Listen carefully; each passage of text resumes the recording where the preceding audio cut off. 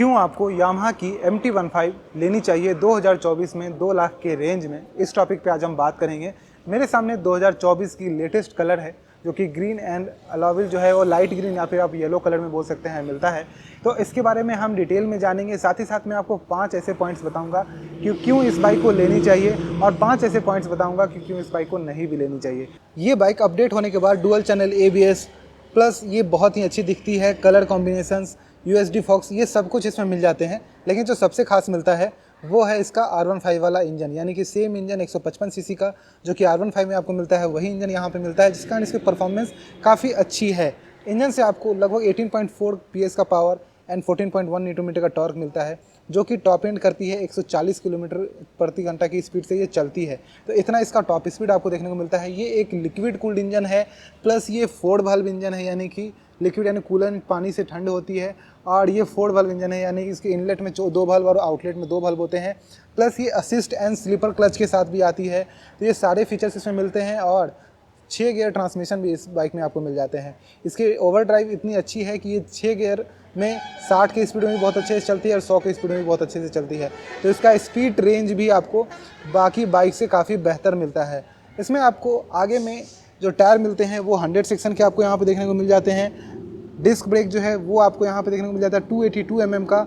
Dual channel ABS है, तो ABS आपको यहाँ पे भी देखने को मिलेगा। ये कलर आप देख सकते हैं, इसके अलॉविल का कलर देख सकते हैं। टायर काफ़ी अच्छे हैं, FX1 सीरीज़ के MRF के जैपर टायर्स आपको यहाँ पे देखने को मिलते हैं। USD फॉक्स आपको अच्छे खासे यहाँ देखने को मिलेंगे, सुंदर लगेंगे। इसमें आपको जो हेडलैम्प मिलता है वो काफ़ी अच्छा होता है।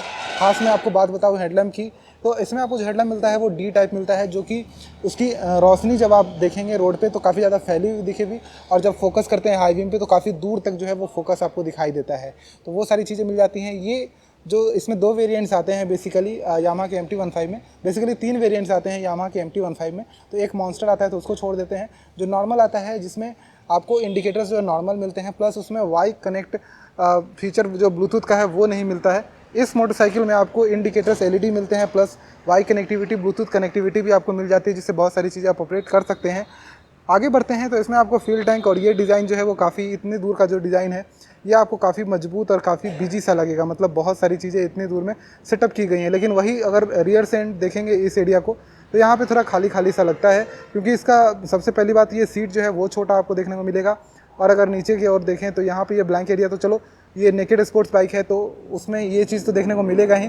प्लस ये वाइड टायर 140 mm का यहाँ पे आपको देखने को मिल जाता है। तो मेन ये एरिया जो है ये इसका बहुत ही बल्कि और बहुत बड़ा बड़ा सा लगता है। बाकी एरियाज़ इसके जो है वो खाली लगते हैं, चाहे आगे का हो चाहे पीछे का हो, तो वो चीज़ें लगती हैं। पीछे में आपको 140 सेक्शन के टायर्स मिलते हैं, जो कि रेडियल ट्यूबलेस टायर्स हैं, जो इसकी ग्रिप काफ़ी अच्छी होती है। 220 mm के डिस्क हैं विथ ABS।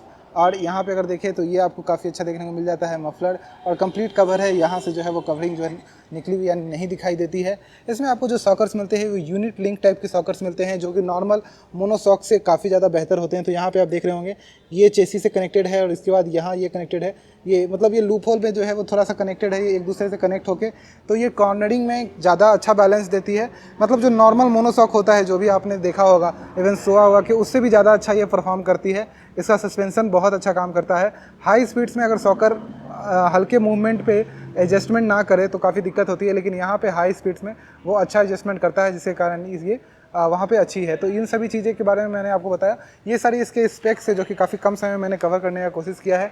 आपको यहाँ डिजिटल इंस्ट्रूमेंट कंसोल जो है वो सारी मिल जाती है, engine kill switch, high beam low beam indicator. लेकिन हम बात करेंगे कि इसमें अब 5 एडवांटेजेस क्या हैं उसके बारे में बात करते हैं। अगर आप 2 लाख रुपये खर्च करना चाहते हैं तो 5 एडवांटेजेस क्या होंगे MT-15 के। तो सबसे पहला एडवांटेज मैं बोलना चाहूँगा कि ये जो 155 सीसी का R15 का इंजन है ये आपको बहुत अच्छा पावर देता है, जो कि 18.4 देता है, 14.1 न्यूटन मीटर का टॉर्क देता है। प्लस ये बहुत अच्छा आपको स्पीड भी देता है, जो कि 140 तक का टॉप स्पीड देता है। प्लस तीसरी जो सबसे अच्छी बात है, ये बहुत अच्छा माइलेज भी देता है। इसमें VVA टेक्नोलॉजी भी यूज़ किया गया है, जिसको वेरिएबल वाल्व एक्चुएशन बोलते हैं। उसके कारण से इसमें आपको पावर काफ़ी अच्छा मिल पाता है। एक सर्टेन RPM के बाद, यानी 7000 RPM के बाद इसमें आपको इंस्टेंट पावर जो है वो बढ़ जाता है, जिसके कारण ही इसका मेन पावर जो है 18.4 का है, और प्लस इसकी टॉप स्पीड भी आपको ज़्यादा मिलती है, वही कारण है। अब VVA क्या काम करता है कि एयर फ्लो को जो है इंजन में वो बढ़ा देता है, जिसके कारण से आपका इंजन ज़्यादा एयर लेता है, ज़्यादा फ्यूल लेता है, और आपको ज़्यादा पिकअप देता है। लेकिन यहाँ पे एक खासियत और है इस मोटरसाइकिल की कि इसका माइलेज भी काफ़ी अच्छा है in comparison to other 150 cc motorcycles.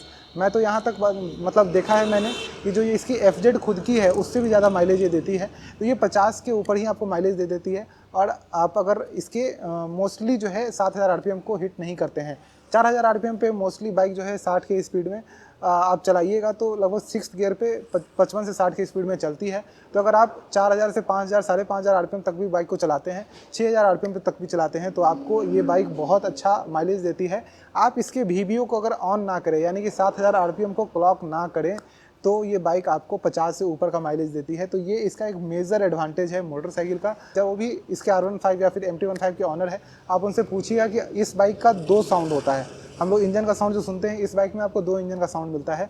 एक इंजन का साउंड में क्या होता है, हम जो 7000 RPM के अंदर चलाते हैं तो नॉर्मल साउंड सुनाई दे रहा होता है और हेड में ही इसका VBA टेक्नोलॉजी सेट किया रहता है। जैसे हम 7000 RPM को क्लॉक करते हैं, यानी ऊपर चले जाते हैं, तो हमारा VBA ऑन होता है और इंजन का साउंड थोड़ा सा चेंज हो जाता है, हमारा पावर इंक्रीज हो जाता है, हमारा जो फ्यूल कंजप्शन है वो बढ़ जाता है। तो उसको अगर ऑफ रखते हैं तो आपको वो ज़्यादा फ़ायदा मिलेगा। नेक्स्ट पॉइंट है इसका लुक, जो कि बहुत ही हल्का है। ये बाइक 141 kg की with full fuel tank and engine oil के साथ आती है।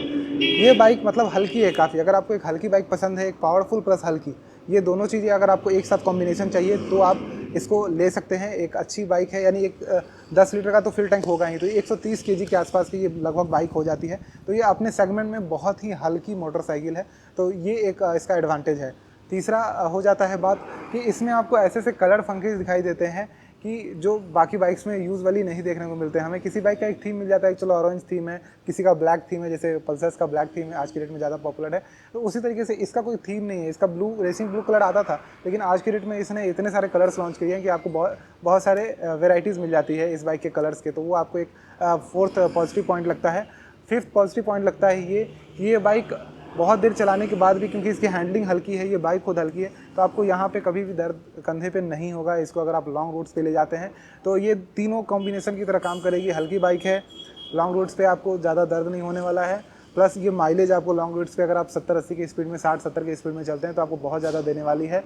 तो ये पाँचों इसके एडवांटेजेस। अब डिसएडवांटेज की बात करें तो ये बाइक छोटी है, लिटरली छोटी है, क्योंकि इस बाइक का वज़न कम है। तो जिस बाइक का भी वज़न कम होता है उसके पीछे पे ज़्यादा लोड नहीं दिया जा सकता है, वरना आगे का हैंडल जो है वो थरथरा सकता है, थोड़ा सा हल्का सा वाइब्रेट कर सकता है। तो उसके कारण से इसको इस तरीके से डिज़ाइन किया जाता है। तो हाँ, डिसएडवांटेज है, अगर आप किसी को पीछे बैठाना चाहते हैं फुल साइज़ व्यक्ति को, तो उसको अनकम्फर्टेबल फील होता है, उसके लिए सही नहीं है।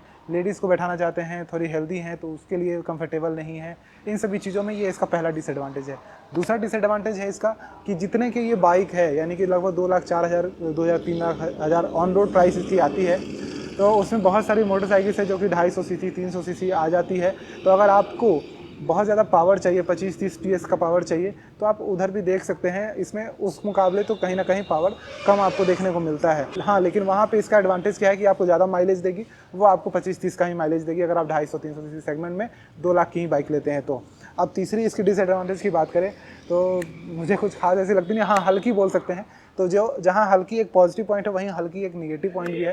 तो मुझे हल्की मोटरसाइकिल्स कुछ खास पसंद नहीं है, क्योंकि जब मैं 80-90-100 की स्पीड में होता हूँ तो हल्की मोटरसाइकिल, हल्का सा कोई ट्रक बगल से गुजर गया अगर, या मैंने किसी ट्रक को अगर 100 की स्पीड में ओवरटेक किया तो मेरी बाइक हल्की सी झूल जाती है। तो वो एक प्रॉब्लम कभी कभी होता है। और जब से इसमें USD फॉक्स आया तो इसका आगे का एरिया जो है, 5वां पॉइंट बता रहा हूँ, आगे का एरिया जो है हल्का भारी हो गया है। तो हाई स्पीड्स में पीछे का चक्कर थोड़ा सा आपको हल्का लग सकता है, अगर आप खुद भी हल्के हैं। अगर आप खुद का वेट आपका है 80-90 kg तो आपको उतना डिफरेंस नहीं लगेगा, लेकिन खुद का वेट अगर आपका 50-55 kg है तो आपको डिफरेंस लगेगा। लेकिन सीख वहीं पे, अगर आपका 50-55 kg का वेट है तो ये हल्की मोटरसाइकिल है, तो आपको लोकल रोड्स में शार्प कटिंग्स में आपको हेल्प भी करती है। तो ये सारी चीज़ें एडवांटेज डिटेमर प्लस रिव्यू मैंने आपको बताया इस बाइक का। इसका ग्राउंड क्लियरेंस ठीक है, 170 mm का, कोई दिक्कत वाली बात नहीं है। तो ये कंप्लीट आपको मैंने बताया इस मोटरसाइकिल के बारे में। होपफुली आपको पसंद आई होगी।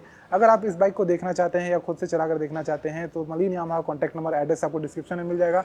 जाइए खुद टेस्ट करके देखिए और मुझे ही बताइए कि आपको ये बाइक कैसी लगी, और मेरे जो आप बताया आपको एडवांटेज डिसएडवांटेज, उसके अलावा आपको और क्या इस मोटरसाइकिल में पसंद है या फिर नापसंद है, जरूर लिख के बताइएगा मुझे। Bye bye.